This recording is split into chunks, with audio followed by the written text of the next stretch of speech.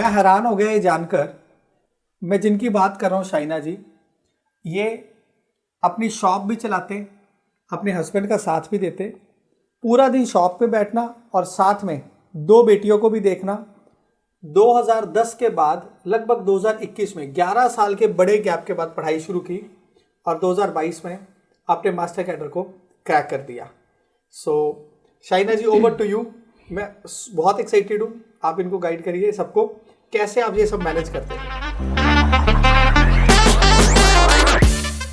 सबसे पहले तो थैंक यू सर का और पूरी एमएमई टीम का, मुझे इतनी अच्छी गाइडेंस देने के लिए। हमें कैसे स्टडी करनी है, कैसे पूरे घर को भी देखना है और मैं कैसे स्टडी कर पाऊँ, ये मतलब सब गाइडेंस की वजह से हो पाया।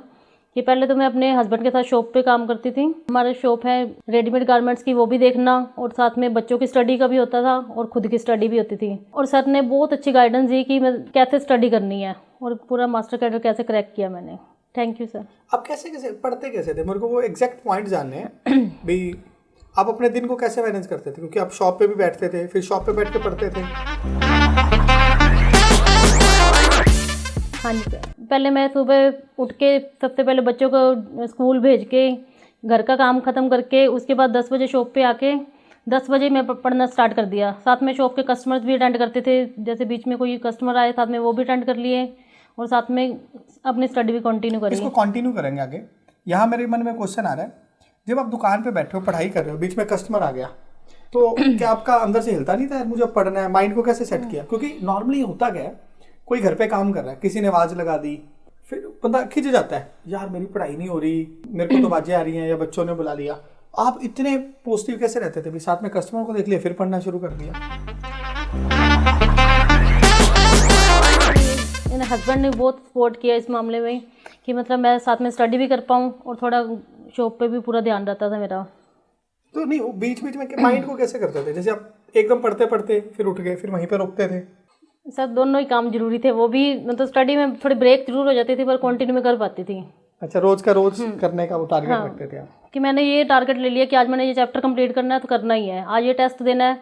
जैसे वर्कशीट आती है, असाइनमेंट्स आती थी, वो मैं असाइनमेंट पहले करती थी एक बार, फिर अपने मार्क्स देख के अभी थोड़े कम है, फिर से वही असाइनमेंट दी, फिर थोड़े पता लग गया कि अब इसमें मिस्टेक थी तो थोड़ा उसको कवर कर लेती थी मैं। अब पूरा वो फॉलो कर रहे थे, जैसे मैं बोलता हूँ बार बार असाइनमेंट को करना। हाँ, असाइनमेंट में कंटिन्यू हो गई, एक बार नहीं, 2 बार नहीं, 4 बार, 5 बार हर असाइनमेंट करती थी। Super super super. मतलब कितना वो सीख सकता है ना, और सारी माइंड का खेल है। तो आपके पास पढ़ने का मतलब कोई मतलब, लोग कहते हैं ना मेरे पास पढ़ा नहीं जाता, समय नहीं है, आपने तो सारे चीज़ों को ही पार कर दिया। मतलब जिसने मतलब मैंने ये सोच लिया था कि मैंने इस बार क्रैक करना ही है। एक बार इंसान कोई वही फोकस लक्ष्य ले लेता ना, और फिर सारी चीज़ें अपने आप मैनेज हो जाती है। हम पूरा एक बड़ा इंटरव्यू भी करेंगे इनके साथ, जिसमें और क्वेश्चंस पूछेंगे और फिर आप लोगों को भी सबको मौका देंगे, जिसको जो भी क्वेश्चन पूछना है इनसे लाइव आके पूछिएगा, क्योंकि दिस इज़ अ जर्नी। मुझे लगता है भी ये जर्नी से मैं भी बहुत कुछ सीख रहा हूँ, है ना। All is a mind game, और इस माइंड गेम को आप भी ये सुन के निकाल पाओगे भी। अगर आपने एक लक्ष्य डिसाइड कर लिया, आपको पता है आपने एग्ज़ाम क्रैक करना है, फिर आप घर को भी देखोगे, घर का काम भी करोगे, 2 बेटियों को भी देख रहे हो, शॉप को भी देख रहे हो, और फिर भी पेपर को क्रैक करते हो, और वो भी 11 साल के बड़े गैप के बाद।